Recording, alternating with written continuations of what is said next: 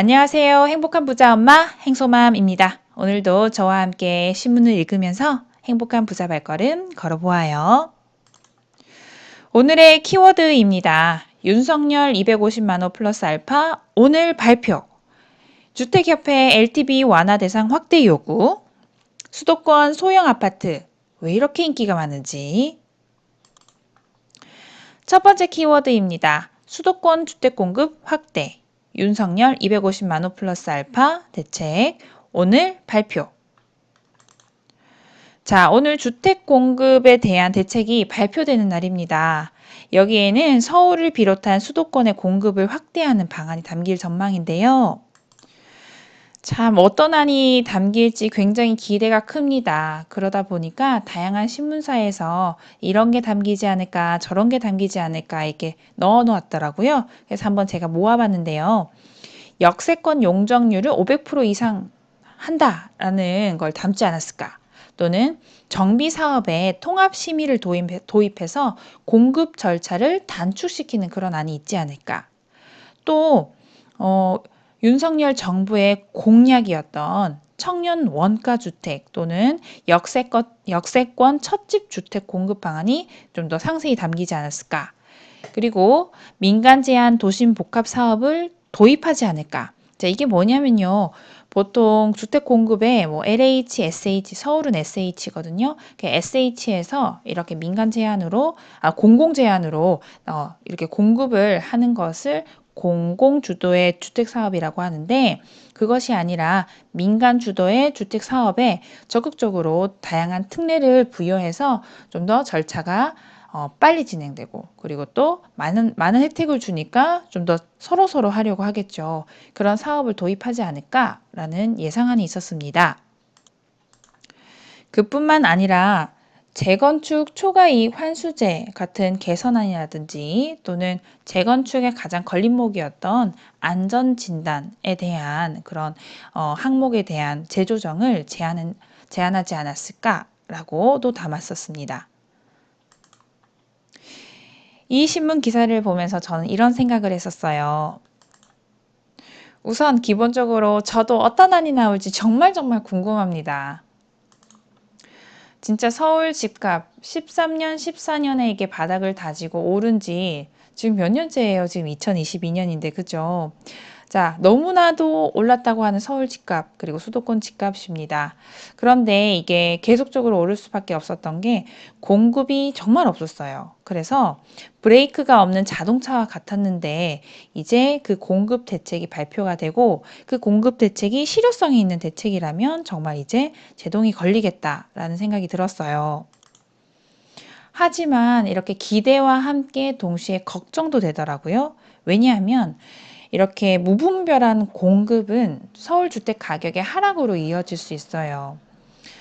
당시 이명박 대통령 때 너무 과열된 집값 때문에 강남의 집값을 잠재우기 위해서 강남 아래쪽에 있는 그린벨트를 해제하고 세곡, 네곡 반값 아파트라고 해서 엄청나게 많은 물량을 이렇게 대거 공급했었거든요.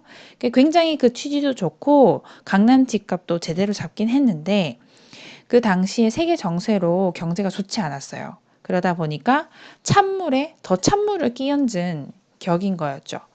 그래서 요즘과 같은 경제 상황에서는 사실 그렇게 뜨거운 불장으로 이어질 상황은 아니에요. 금리도 금리고 그리고 내수 경기도 그렇게 좋지 않아서 그런데 이게 또 공급을 확대해서 그것도 빠르게 진행하다 보면 또 이게 찬물에 또 찬물을 얹지 않을까라는 걱정이 되더라고요. 자, 어쨌든 제 걱정은 걱정이고요. 재건축으로 몸테크를 하고 계시는 많은 분들, 아마 이번에 정말 이게 카더라 통신처럼 재건축 관련해서 완화 정책이 들어가면 정말 숨통이 트일 것 같습니다. 여튼 적절히 잘 이루어지는 안이 담겼으면 좋겠네요. 오늘 한번 잘 살펴보고 내일 또 다시 만날 때 이야기 나누도록 하고요. 자, 시장이 정상화가 되고 있나 봅니다. 주택협회 실수요자 주거 안정을 위해서 LTV 완화 대상 확대를 필요하다라고 말씀하셨어요. 자, 어제 날짜로 발표했는데요. 그 제안, 연구 보고서의 제안들을 한번 살펴보니까 LTV 완화 적용 대상을 무주택자까지 확대를 해야 된다. 그래야지 집 없는 사람도 집을 살 수 있다라는 거였고, 지금 주택가격 15억 원을 초과하면 전혀 그러니까 주택담보대출을 받을 수가 없거든요. 근데 이런 것도 사실은 폐지가 돼야 된다. 그리고 지역별로 LTV를 차등적으로 적용해서 이게 점진적으로 축소되는 방향으로 하는 게 어떨까라고 제안과 함께 지금 DSR과 DTI가 지금 동시에 규제로 대출 규제로 더 들어있는데 말 그대로 중복되는 부분도 없지 않아 있어요. 그렇다 보니까 DSR 그러니까 총 부채의 원리금 상환 비율을 하는 것을 현행으로 유지를 하되 지금 중복되는 DTI는 좀 폐지하자라고 제안을 했어요. 물론 제안입니다. 지금부터 그렇게 됩니다는 아니에요. 하지만 이런 제안의 목소리가 높아지면 그것이 정책에 반영될 가능성은 높잖아요. 그래서 이제 내 집을 내가 담보로 할 수 있는 시기가 다시 돌아오지 않을까라고 기대해 봅니다. 자, 세 번째 키워드입니다. 부동산 거래 절벽에도 소형 아파트는 지금 인기몰이라고 해요. 올해 상반기 소형 아파트의 1순위 청약 경쟁률은 평균으로 27.29대 1로 굉장히 높은 편입니다.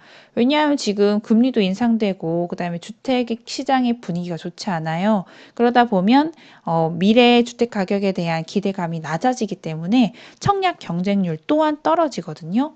근데 특별하게도 소형 아파트, 그러니까 우리가 소위 말하는 24평 이하인 물건들은 정말 청약 경쟁률이 높았다라고 했어요. 특히 서울 수도권에서 그런 현상이 좀 많이 보이는데요. 그 이유를 한번 분석해 보니까 우선 절대적인 집값이 많이 높아졌잖아요. 그리고 두 번째로 최근에 금리 인상과 대출 규제 등등으로 참 목돈을 마련할 수 있어도 부담되고 목돈 마련하기도 참 힘들어요. 그러다 보니까 이 가격도 부담되지, 그 다음에 이자도 부담되지 이러니까 살긴 살아야겠고 그럼 청약을 어디 넣을까? 아하, 작은 평수. 그래서 분양가가 그래도 비교적 작은 것에 이렇게 도전을 하는구나 라고 이해를 했어요. 이 기사를 보면서 저는요. 이렇게 지방을 다니다 보면 지방은 30평이 좀 삶의 기본인 것 같아요. 20평을 잘 보지 않는 것 같더라고요. 그런데 서울 사람들을요, 뭐 20평을 좋아하는 건 아니에요. 서울 사람들도 넓은 아파트 좋아해요. 근데 너무 비싸서 엄두를 못 내는 거예요. 그래서 먼저 24평이 오르고 30평대가 오르고 이런 순으로 오르는 거죠.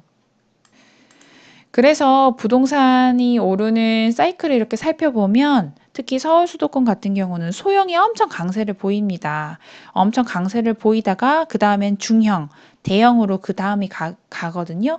근데 최근에 대형으로 불이 많이 붙었었어요. 그런데 지금 이렇게 불이 잠잠해졌다 했더니 다시 소형으로 이렇게 수요가 몰리는 걸 볼 수 있죠.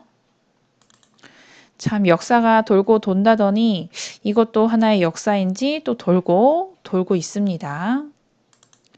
자, 오늘 뉴스 마무리하면서요. 저는 오늘 발표할 주택 공급 방안이 굉장히 기대가 됩니다. 무조건적인 대량 공급이 아니라 좀 지속적이고 단계적인 공급이 되길 바라면서 한 번 더 외쳐요. 오늘도